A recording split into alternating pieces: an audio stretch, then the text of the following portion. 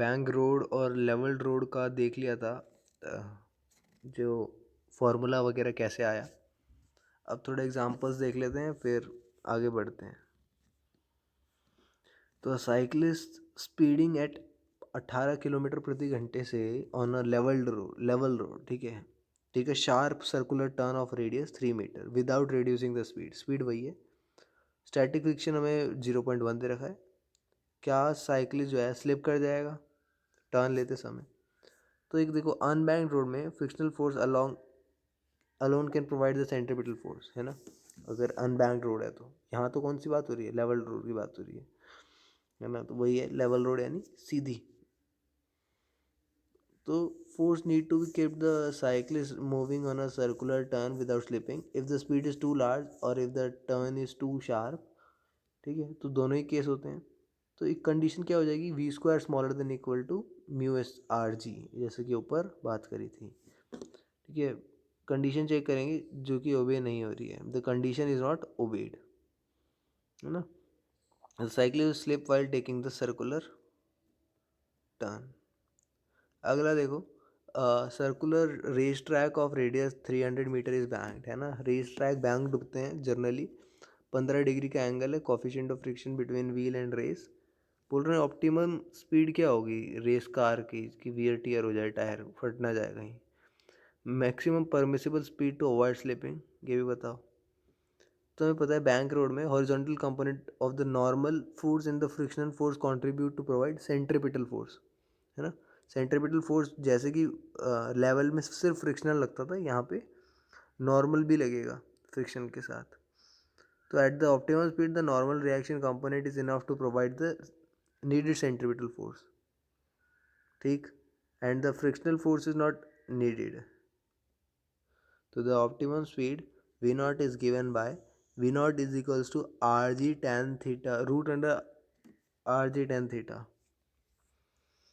Value डाली, V naught की value आ गई, तो मैक्सिमम परमिसिबल स्पीड हो जाएगी Rg mu S root under mu S plus tan theta by 1 minus mu S tan theta, तो 31.1 मीटर पर सेकेंड आ जाएगी। ठीक, ये थे हमारे क्वेश्चन जो कि फॉर्मूला बेस्ड थे। तो द 3 लॉ ऑफ मोशन से अब पढ़ते हैं सॉल्विंग प्रॉब्लम्स इन मैकेनिक्स। ठीक है, 3 law of motion that you have learned in this chapter of foundation of mechanics. Mechanics की ये जान है एक तरह से, है ना। जब भी इन लॉज की बात होगी तो अब तुम बहुत सारे प्रॉब्लम्स कर पाओगे। A typical problem in mechanics usually does not merely involve a single body, है ना। एक बॉडी तो होती नहीं, बहुत सारी चीज़ें होती हैं और हमें बहुत सारी बॉडीज़ को भी फोर्स एक्सर्ट कर रही हैं एक दूसरे पे, ये सब कंसिडर करना पड़ेगा।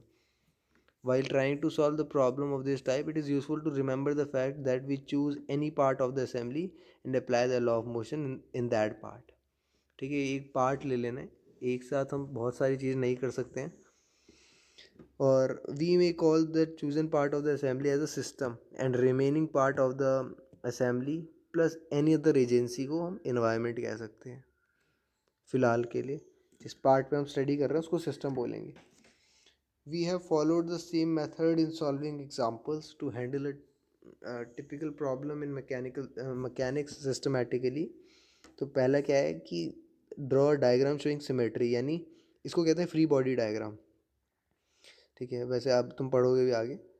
तो डायग्राम बनाना है कि कौन से फोर्सेस लग रहे हैं, क्या सपोर्ट मिल रहा है। सेकंड है एक convenient part of the assembly as one system. ठीक है, एक सिस्टम मान लेना एक पार्ट को। थर्ड है draw separate diagram which shows this system and all the forces on the system. तो do not include the force on the environment by the system. ठीक है, इन्वायरमेंट पे सिस्टम के थ्रू क्या फोर्स हो रहा है वो तो हम इन्वायरमेंट के, जब इन्वायरमेंट के पार्ट को लेंगे तब सिस्टम आने की करेंगे तभी कंसिडर होगा ना। तो इस डायग्राम को बोलते हैं फ्री बॉडी डायग्राम। और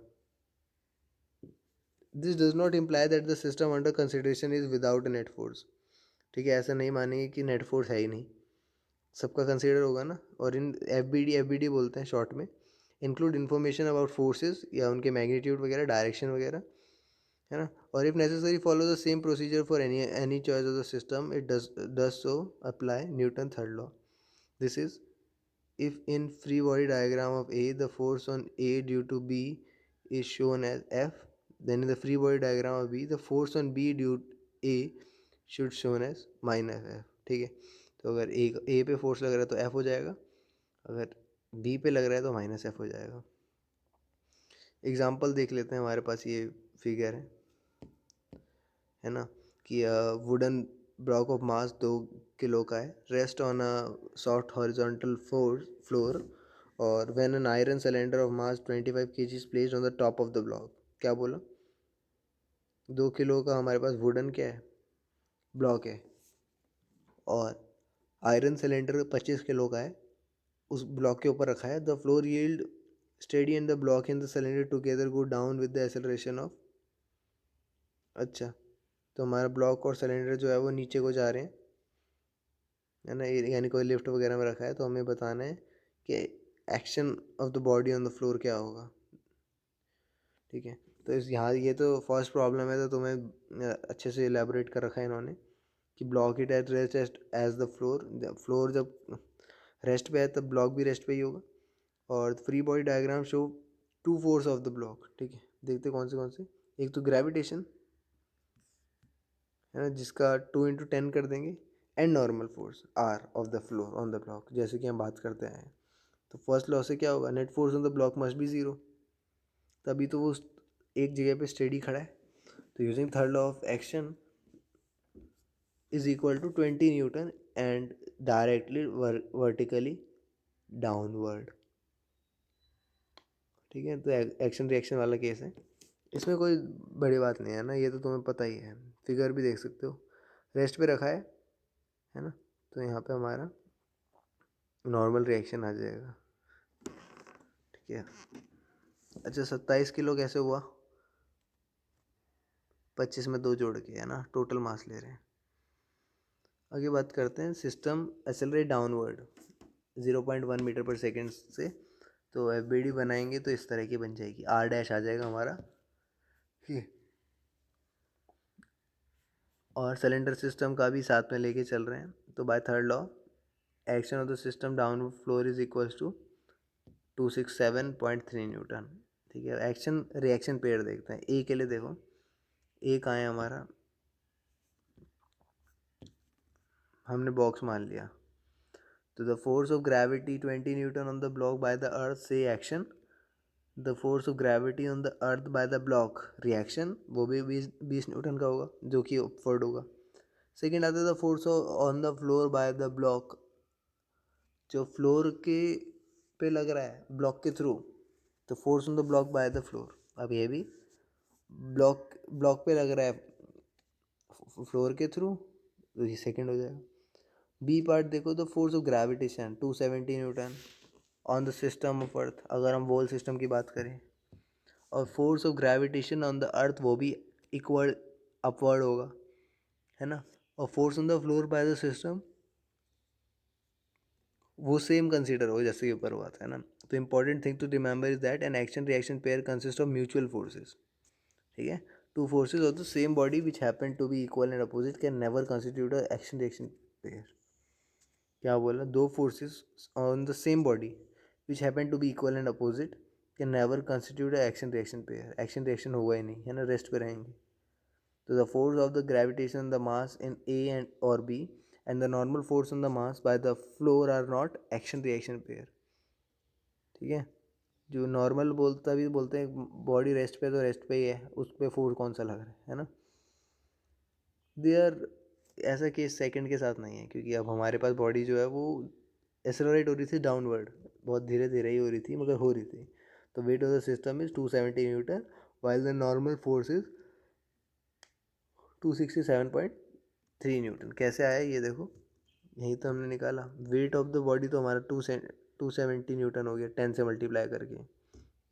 रिएक्शन निकालने के लिए हमें सब्ट्रैक्ट करना पड़ा, है ना, वैल्यूज़ को। The practical of drawing free body diagram is a great help, ये चीज़ ध्यान रखना, बनानी पड़ती है काफ़ी बार। पुली वाले क्वेश्चन करोगे ना तुम, ये भाई पुली में से टेंशन लग रही है, वो ऐसे क्वेश्चन भी होते हैं, सर्च करना, ठीक है। समरी आ जाती है, देख लेते हैं। Aristotle view the force is necessary to keep a body in uniform motion is wrong, है ना। फोर्स एरिस्टोटल ने बोला था यूनिफॉर्म में फोर्स चाहिए होता है, नहीं ऐसा नहीं होता, फ्रिक्शन जो है वो अपोज कर देता है। तो force is necessary practical to counter the opposing of friction.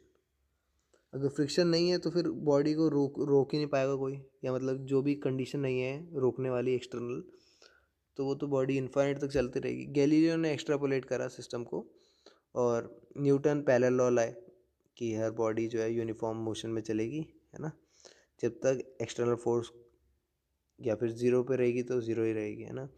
Second हमारा लॉ था ये मोमेंटम वाला, कि जिसमें for F equal to M A था, P equal to M V होता है ये हमें पता है, F equal to M A ले आए, के की वैल्यू 1 रख दी, है ना, तो D P by D T change in momentum is equal to force हो जाएगा। ऐसा यूनिट ऑफ फोर्स जो हो जाएगी के जी मीटर पर सेकेंड स्क्वायर, ठीक है। तो यहाँ से हमारी डायमेंशन भी आ सकती है, ठीक। वेक्टर क्वांटिटी होता है, ये सब नई बातें नहीं है कोई। F is a point on certain instant determine A, है ना, वही है। जिस जिस इंस्टेंस पे तुम फोर्स बता सकते हो वहाँ पे तुम एक्सेलरेशन भी बता सकते हो ए एम से डिवाइड करके। इम्पल्स क्या होता है, फोर्स और टाइम का प्रोडक्ट होता है, change in which is equal to change in momentum. Third law क्या कहता है, every reaction action reaction pair होते हैं, ना। तो action reaction forces are simultaneous forces, no cause effect relation between. Cause effect नहीं होता कि इसने ऐसा करा तो ये ऐसा होगा, नहीं, दोनों एक साथ होते हैं, ये बात ध्यान रखना। फ्रिक्शन का केस हमारे पास ये है कि static friction smaller than equal to F S max equal to mu S R होता है, ठीक है, मैक्सिमम वाला, कि म्यू एस आर से तो कम या बराबर ही होगा। एफ के काइनेटिक हो जाएगा म्यू के आर, और म्यू एस जो है स्टैटिक फ्रिक्शन है, कोफिशिएंट है काइनेटिक फ्रिक्शन का, म्यू के है, ठीक है। फिर रोलिंग फ्रिक्शन की भी बात हुई थी, यहाँ पे इन्होंने लिखा नहीं। मोमेंटम को पी बोलते हैं, फोर्स को एफ, इम्पल्स तो आई से भी बोल सकते हो तुम, या इम्पल्स लिख दो, क्योंकि करंट के लिए हो जाता है ना आई फिर आगे जाके, इसलिए इन्होंने लिखा नहीं, ठीक है। F equal to M A हो जाएगा, बाकी फॉर्मूले दे रखे हैं। पॉइंट टू पॉइंटर ज़रूर पढ़ा करो। मैं अक्सर जो है पिछले चैप्टर में भी मैंने ऐसे जल्दी जल्दी कर दिया था, क्योंकि वो था कि लेक्चर लंबा हो रहा था, है ना, ज़्यादा लंबा हो जाता है फिर हम सेव नहीं कर पाते हैं। अभी तो चलो बोल सकते हैं, force is not always in the direction of motion, ये बात ध्यान रखना। जिस बॉडी में जिस डायरेक्शन में मूव कर रहे हैं बॉडी, वहीं पे ज़रूरी नहीं है फोर्स होगा। Depending on the situation F may be along the opposite हो सकता है, नॉर्मल भी हो सकता है, और मेक सम एंगल तक बना, मतलब तुम 3D प्लेन में कहीं भी पॉइंट को किसी भी एंगल से तुम फोर्स दे सकते हो। अगर V0 एक इंस्टेंस पे, तो अगर बॉडी रेस्ट पे है, इसका मतलब ये नहीं कि फोर्स जो है, फोर्स एक्सेलरेशन जीरो होगा वहाँ पे, नहीं। When you ball thrown upward reach its maximum height v is equals to 0, but the force to be continue its weight mg and acceleration is not 0 but g, है ना।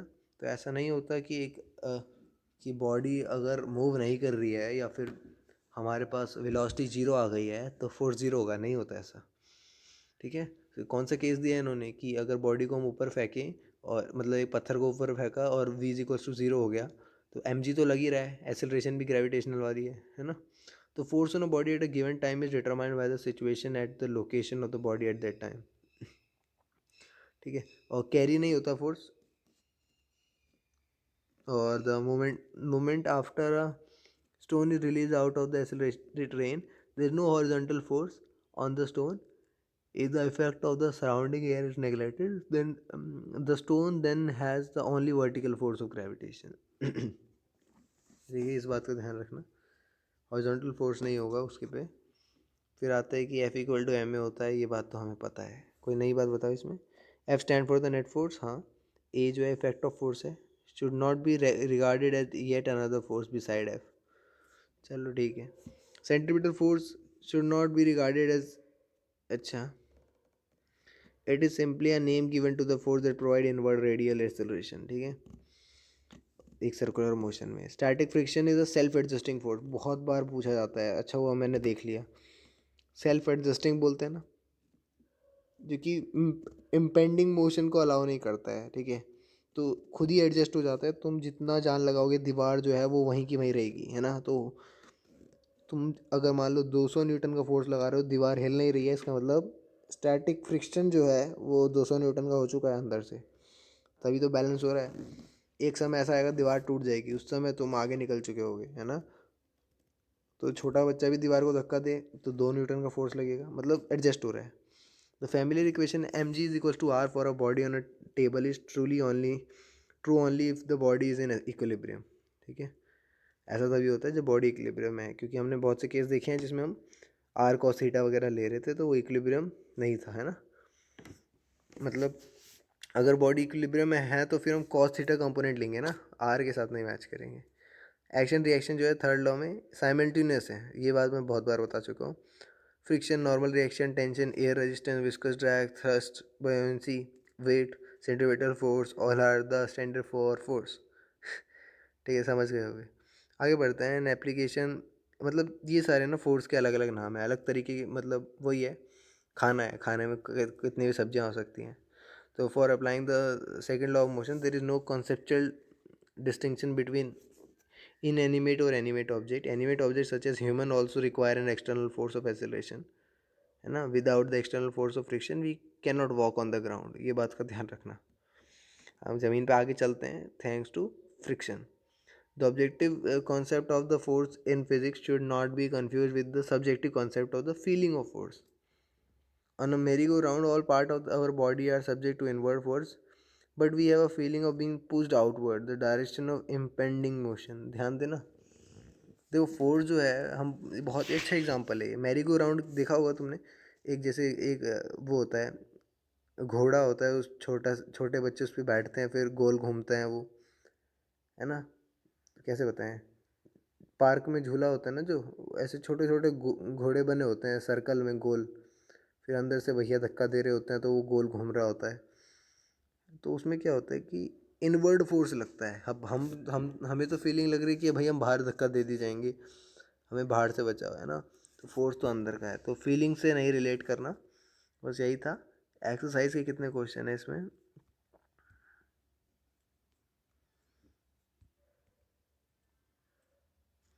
अच्छे question है, 40 question है। Next class में करेंगे, आज के लिए इतना ही रखते हैं। चैप्टर हमारा ख़त्म हो चुका है, थ्योरी और एग्जांपल्स वगैरह। तो तुम एक बार रिवाइज कर लेना और थोड़ा पढ़ के रखना है एक्सरसाइज के क्वेश्चंस को, जिससे हम नेक्स्ट क्लास में जल्दी जल्दी इस चैप्टर को भी कवर अप कर लें। ठीक है, तो होप तुम्हें समझ में आया होगा ये चैप्टर। एक्सरसाइज रह गई है, मिलते हैं नेक्स्ट क्लास में।